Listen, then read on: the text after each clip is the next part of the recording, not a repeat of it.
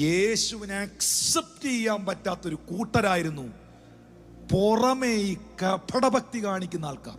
അവരെ നോക്കി കർത്താവ് പറഞ്ഞു, നിങ്ങൾ കിണ്ടികിണ്ണങ്ങളുടെ പുറം വെടിപ്പാക്കുന്നു, അകം കവർച്ചയും അതിക്രമവും നിറഞ്ഞിരിക്കുന്നു. 26-ാം വാക്യം, കുരുടനായ പരീശനെ കിണ്ടികിണ്ണങ്ങളുടെ പുറം വെടിപ്പാക്കേണ്ടതിന് മുമ്പേ അവയുടെ അകം വെടിപ്പാക്കുക.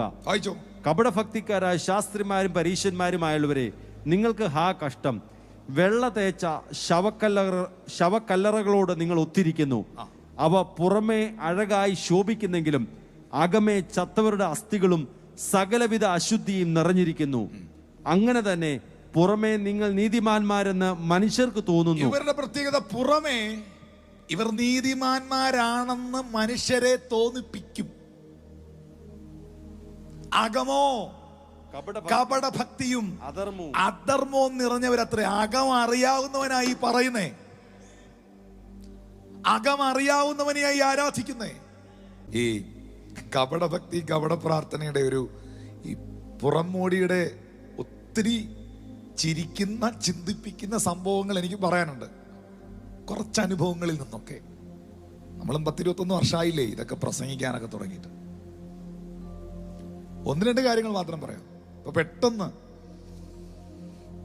നമ്മളൊരു വീട് വിസിറ്റ് ചെയ്യാൻ പോവാണ്.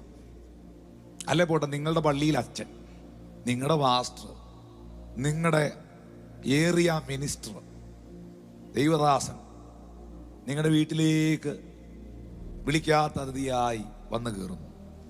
കോളിംഗ് ബെല്ലടിക്കുന്നു.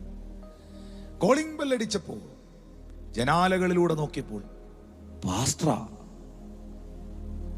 ഉടനെ അകത്തേക്ക് ഓടുന്നു. ഓടി ടീപ്പോയിൽ നോക്കിയപ്പം ആവശ്യമില്ലാത്ത കച്ചട മാഗസിൻ എല്ലാം ഉണ്ട്. TV-യിൽ കേബിളിനകത്ത് സിനിമ കണ്ടുകൊണ്ടിരിക്കുക. നല്ല ഇടി നടന്നുകൊണ്ടിരിക്കുക. ഇടി, ഒന്നെങ്കിൽ നായകൻ ജയിക്കും അല്ലെങ്കിൽ വില്ലൻ ജയിക്കും. ഇതിനകത്ത് ആര് ക്ലൈമാക്സ് നിൽക്കുക. അപ്പോഴാണ് ദൈവദാസൻ വരുന്നത്. സിനിമ കണ്ടുകൊണ്ടിരുന്ന പെട്ടെന്ന് എന്തോ ചെയ്യുമെന്നറിയോ, പാസ്റ്റർ ഒന്നും നിമിഷങ്ങൾക്കകത്ത് ചാനൽ മാറ്റി. RS TV, power vision. പെട്ടെന്ന് മാറുക, അന്തരീക്ഷമെല്ലാം മാറുക.